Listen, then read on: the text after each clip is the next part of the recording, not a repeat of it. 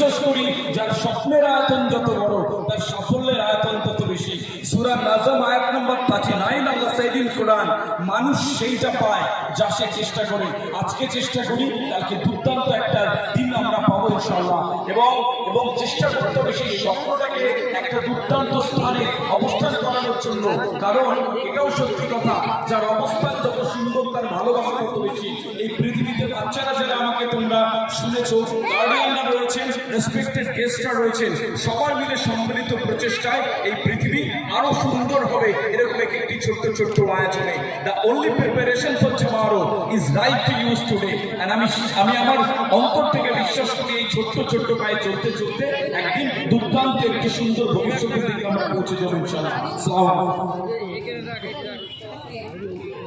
অসংখ্য ধন্যবাদ আমাদের আলী স্যারকে। আমরা এরই মধ্য থেকে, যেহেতু পবিত্র মাগরিবের আজান আগত, আমাদের ঘরের মানুষ, আমাদের কাছের মানুষ, সুদূর রাজারহাট মোহাম্মদপুর থেকে এসে অনেকক্ষণ আমাদের সঙ্গে সময় দিচ্ছেন, সেই আমাদের ঘরের মানুষকে একবার আমরা একটু বরণ করে নেই। আমাদের সংগঠনের সহসভাপতি আমাদের ওহিদ ভাইকে আমরা বরণ করে নিচ্ছি। দেগঙ্গা ব্লক কমিটির প্রত্যেক সদস্যকে বলবো ওহিদ ভাইকে সবাই মিলে আমরা একবার বরণ করে নেই। আসো, দেগঙ্গা ব্লক কমিটির প্রত্যেকে এগিয়ে আসো, এগিয়ে এসে আমাদের ঘরের মানুষকে আরো একবার আপন করে নেই, ঘরের মানুষকে আরো একবার আপন করে নেই।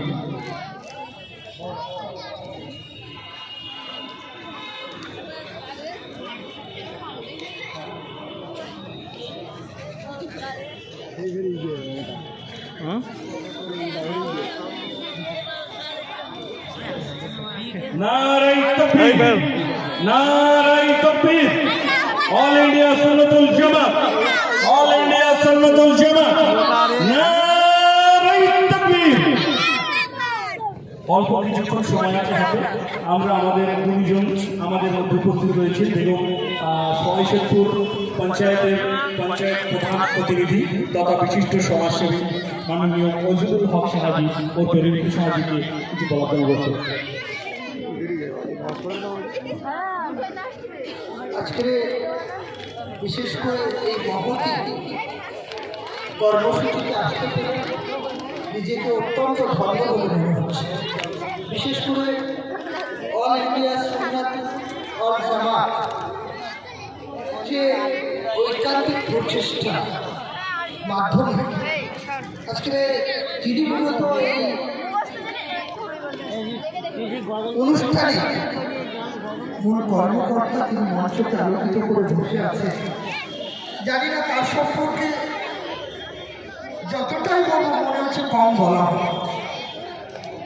এবং আমার আগে বক্তব্য রেখেছেন আমাদের অত্যন্ত স্নেহে, এবং তার বক্তব্যের মাধ্যমে আমরা অত্যন্ত অনুপ্রাণিত হই।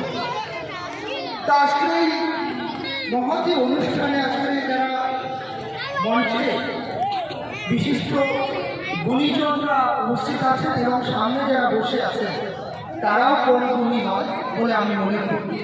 নিশ্চিতভাবে এখানে যারা আছেন, আমি সমাজের কোনো ছোট্ট কথা আপনাদের সামনে বলতে চাই। দেখুন, আমরা যারা একটু কানে কম সমাজে তাদেরকে নিয়ে ব্যঙ্গ বিদ্রুপ হয়েই থাকে। এটা একটা অসংগতিমূলক চিন্তা ভাবনা আমরা করে থাকি। আবার যারা আমরা একটু চোখে মানে একদিকে তাকালে আর একদিকে তাদেরকে নিয়ে সমাজে একটু ব্যঙ্গ বিদ্রুপ হয়েই থাকে। এটা আমি বলবো না করাটাই ভালো, তবু অর্থাৎ কান থাকলে হবে না, সেটা সর্বাধিক সুন্দর হবে। চোখ থাকলে হবে সেটা সর্বাধিক সুন্দর। নিশ্চিতভাবে মনে হয়েছে আজকে এই যে অনুষ্ঠানটা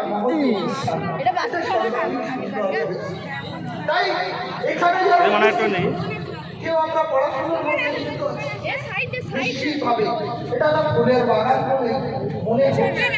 নিশ্চিতভাবে এই ফুলের বাগানে আমরা যারা উপস্থিত হয়েছি আমাদের একটা দৃষ্টিভঙ্গি থাকা উচিত যে আমরা অন্ধকার থাকবো না আলোয় থাকবো। যদি আমরা আলোয় থাকতে চাই তাহলে যারা পড়াশুনো করছি তারা পড়াশুনোর মতনই করতে হবে বলে আমার মনে হয়। আর যদি পড়াশোনার মতনই হয়ে থাকে তাহলে আমরা লাস্ট পর্যন্ত করবো না। ফার্স্ট হওয়ার জন্য বলব। যদি এখান থেকে আমরা ম্যারাথন দৌড়ে চালাই, তাহলে মাথায় রাখতে হবে ম্যারাথন দৌড়ে আমরা চান্স পেয়েছি মানে খালি হাতে ফিরব, সেখান থেকে সোনার মেডেল জিতেই আমরা বাড়ি যাই। নিশ্চিতভাবে অনেকের ফ্যামিলি সমস্যা থাকে, অনেকের একটু অর্থনৈতিক পরিকাঠামো খারাপ থাকে, অনেকের একটু বিদ্যালয় মাথায় একটু কম শিক্ষিত হতে পারে। তারপরে আপনারা যারা এখানে আমরা উপস্থিত আছি, আমাদেরকে মাথায় রাখতে হবে আধারে ভয় পেও না, আলো আছে আড়ালে, অন্ধকার পালিয়ে যাবে, এই পবিত্র সমাজ উঠে দাঁড়ান। নিশ্চিতভাবে আমি বলবো আমরা যারা একটু জ্ঞানী গুণী মানুষ বিশেষ করে এখানে আছে, আমাদের তাদের প্রতি সম্মান, শ্রদ্ধা, ভালোবাসা আজকের দিনের পরে আরো বেড়ে যায়।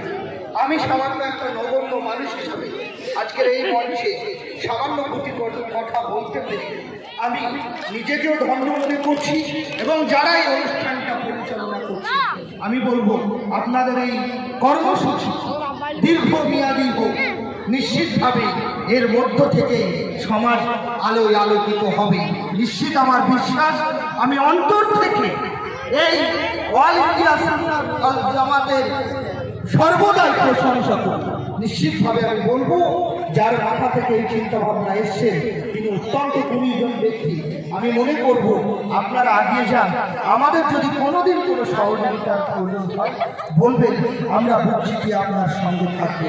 এই আশা এই আকাঙ্ক্ষা রেখে আমি আমার সংক্ষিপ্ত বক্তব্য শেষ করছি। অসংখ্য ধন্যবাদ। আর 1 মিনিটের জন্য আমরা আমাদের সম্মানীয় অতিথি হাসিমিয়া ইন্টারন্যাশনাল একাডেমির ডাইরেক্টর আমাদের মুজাফফর হোসেন সাহেবকে আমি বলবো দু একটি কথা বলার জন্য। আসসালামু আলাইকুম ওয়া রাহমাতুল্লাহি ওয়া বারাকাতুহু। আলহামদুলিল্লাহ, প্রথমেই বলি আমি এই অনুষ্ঠানে এসে অভিভূত হয়ে গেছি। যখন এই মঞ্চে উঠছিলাম একটা ছোট্ট ছেলের বক্তব্যের যে ঝাঁজ, বক্তব্যের যে